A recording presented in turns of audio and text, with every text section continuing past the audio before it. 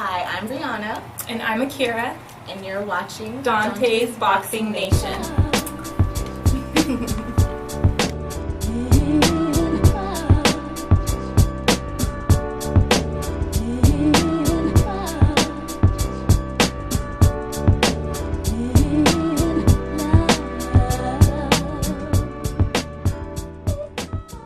Dante's Boxing Nation, what's going on, guys? So, some very good breaking news just released. It is finally official after months and months of negotiating. Gennady Golovkin will be facing Danny Jacobs March 18th at Madison Square Garden Arena. This is a very good matchup. Even though this is a small step up for Gennady Golovkin, obviously it's a huge step up for Danny Jacobs. Now, despite the fact that Danny Jacobs has already been knocked out before, you have a lot of people that criticize him for being knocked down against Sergio Mora, which I don't really look too deep into that. Anybody can get knocked down, especially with a shot that they don't see, regardless of how hard Sergio Mora punches. The bottom line is, despite Danny Jacobs being knocked out before, being knocked down against Sergio Mora, this still seems like Gennady Golovkin's toughest challenge to date.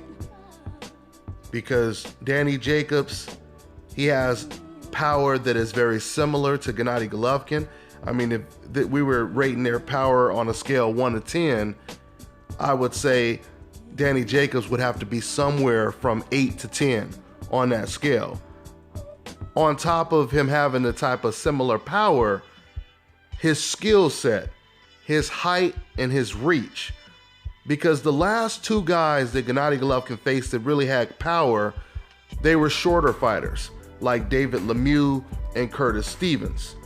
Now, when it comes to David Lemieux, after he got touched up by Golovkin in the first round, he was afraid to even let his hands go. When it comes to Curtis Stevens, he did let his hands go, but once again, he was a shorter fighter that really relied mainly on his left hook. Danny Jacobs comes in a much different package, because unlike David Lemieux and Curtis Stevens, Danny Jacobs is a lot less predictable in the ring. He can box, he can fight on the inside if he has to. The way he chopped down Sergio Mora in that rematch was very impressive. Sergio Mora is not the greatest fighter in the world, but one thing Sergio Mora is very unorthodox. He's very evasive, very slippery. He's hard to look good against. And not only did Danny Jacobs look good against Mora, but he was the first person to knock him out. So this fight should be very entertaining. It should be very intriguing. What it's really going to come down to, the biggest question is, can Danny Jacobs, can he take a Gennady Golovkin punch? Will he get past the first couple of rounds? Will he start to do better as the rounds progress? Is the question. Or will he go into survival mode like Lemieux did soon as he got hit? We'll see. We'll definitely see. If Gennady Golovkin, who should be a nice size favorite to win this fight, if he beats Danny Jacobs, this is definitely the biggest win for Gennady Golovkin. Now, if Danny Jacobs pulls off the upset and beats Gennady Golovkin, you guys already know what that does for Danny Jacobs' career. It would be huge. Now, the only bad news about this fight is the fact that it's on pay-per-view.